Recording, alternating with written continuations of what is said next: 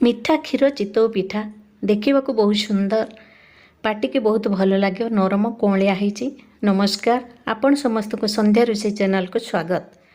आज मु आम ओडिशार पारंपरिक पिठा चितौ पिठा प्रस्तुत करी। आसते ए रेसिपी प्रस्तुत करवा।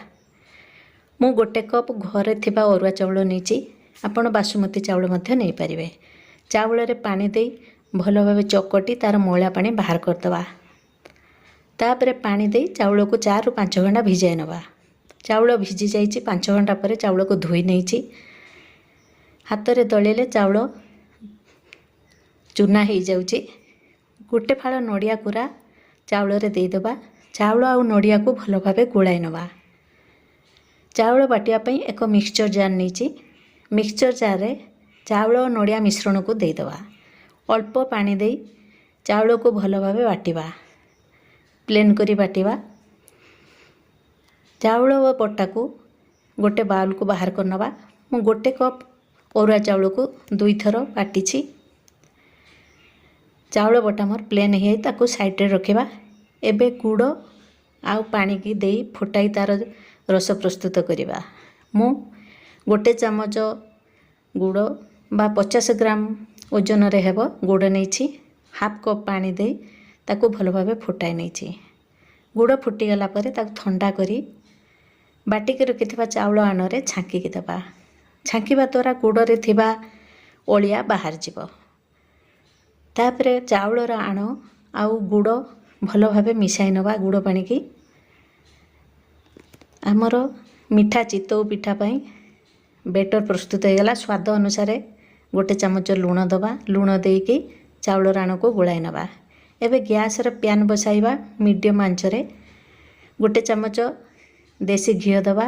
घी तरली गला परे फाळे नड़िया कुचा को दे भाजीबा। नड़िया को चितौ पिठा उपरे आमे ए नड़िया को दबा। पिठा खाइबा को भल लागिबो। भाजी हे जाइए नड़िया आमर। एबे शीघ्र पिठा प्रस्तुत करिया पई मु आधा चमच इनो देइची। इनो बदलले आपण बेकिंग सोडा देकी 2 घंटा रखिले चाउल राण भल भाव फुलीज। आमर आणु प्रस्तुत होगा पिठा पाई। एबे गैस रे पैन बसाइबा मीडियम टू लो फ्लेम रे 2 चमच चाउल बटा को दवा। पिठा सिझिबा पाई ढांकुणी ढांकी दवा। पिठा अधा सिझी आसिला बेल को ढांकुणी बाहर करी आमे भाजिक रखिथिबा नड़िया को तापरे दे देबा। आमर पिठा सुंदर देखा हवा सांगरे खाइबा को बहुत भल लागिबो। नड़िया दे सारला परे पुणी पिठा सिझिबा पई ढांकुणी ढाकी देबा 2-3 मिनिट। 2-3 मिनिट पर ढांकुणी बाहर करी देखिबा आमर पिठा सिझी जाइए। जाली जाली होइछि। पिठा को बाहर करी नेबा। देखिबा को बहुत सुंदर होइछि। पिठा एते नरम होइछि जे हाथ रे मुठाई छाड़ी देले पिठा तार पूर्व अवस्था को फेरी आसुची। जाली जाली होइछि। देखिबा को केते सुंदर होइछि। एबे पिठा को भांगी की देखिबा।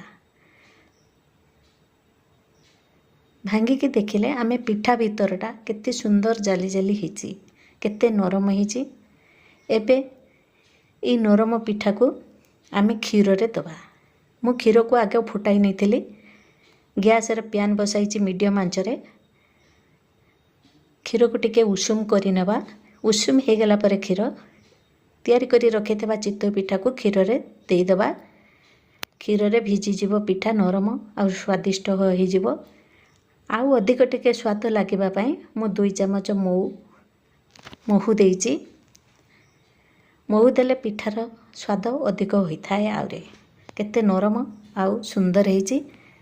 आपण को मो वीडियोटी पसंद आसिले लाइक शेयर कमेंट करिवे।